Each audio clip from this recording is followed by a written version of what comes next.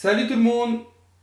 Salut tout le monde, c'est Barry Samir, photographe professionnel, et j'ai décidé aujourd'hui de refaire l'épisode numéro 1 car j'ai trouvé que le format de l'épisode numéro 2 était beaucoup plus sympa.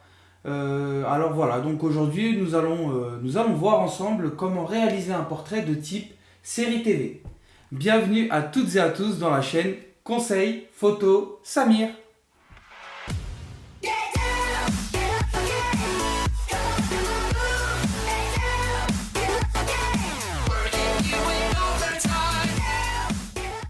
Alors, tout d'abord, quand on veut faire une photo, que ce soit un autoportrait ou autre chose, il faut le préparer. Il faut préparer son image. Pour cela, vous avez plusieurs options. Soit vous dessinez sur un petit bout de papier votre plan d'éclairage et vous essayez de coucher donc sur papier l'idée que vous avez de votre shooting.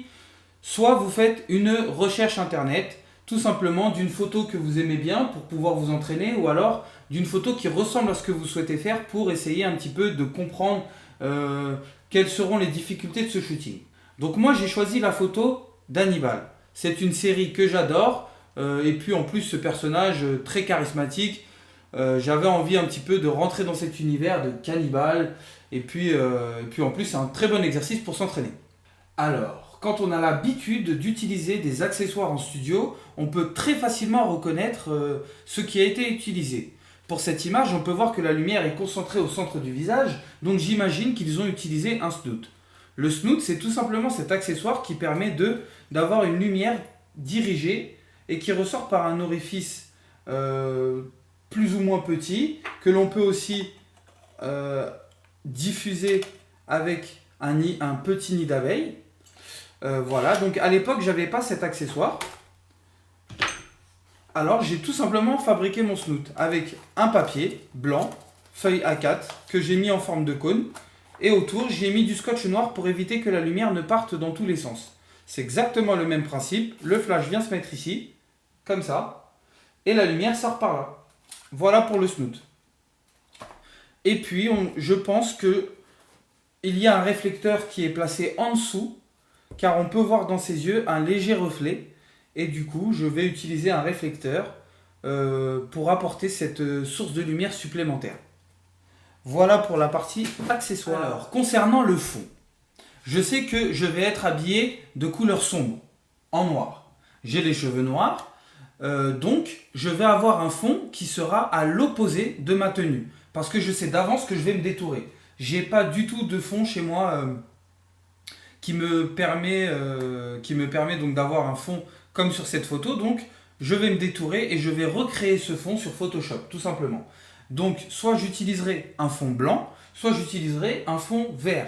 Le fond vert qui est beaucoup utilisé en vidéo pour se détourer, que j'ai d'ailleurs essayé pour l'épisode numéro 1, mais le rendu n'était pas fameux parce que forcément je ne maîtrise pas totalement encore la technique, même si je sais qu'il faut un fond bien plat, sans plis, sans ombre, pour pouvoir se détourer plus facilement. Alors moi, pour cette photo, j'ai utilisé un fond vert et je vous montre tout de suite l'installation.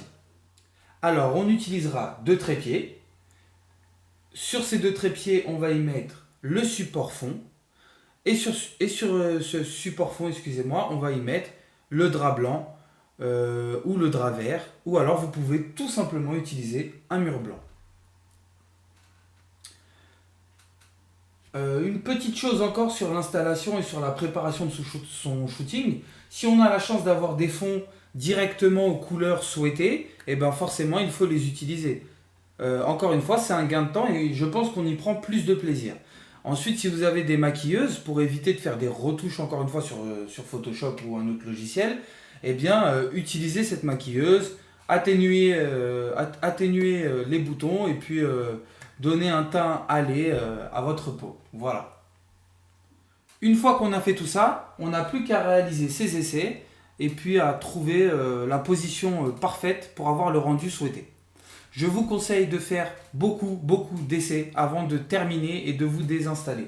C'est très important. Une fois devant le PC, on se rend compte qu'on a oublié peut-être quelque chose, que la photo n'était pas très nette ou alors que l'expression du visage n'était pas du tout convaincante. Et là, il va falloir se réinstaller et franchement, c'est une photo gâchée parce qu'on ne va pas le refaire. On va être dégoûté et du coup on va rester assis et on va dire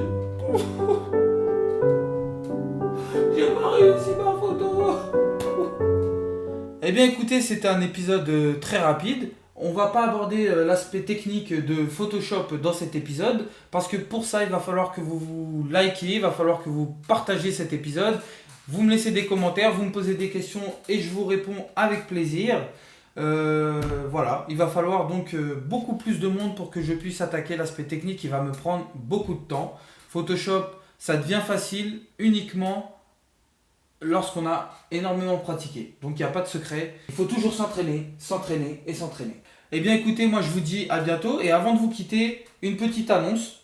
Voilà, j'ai acheté ça il n'y a pas longtemps sur internet. C'est un émetteur compatible avec Nikon de la marque Yungyo. Et moi j'ai pas de Nikon, j'ai un Canon.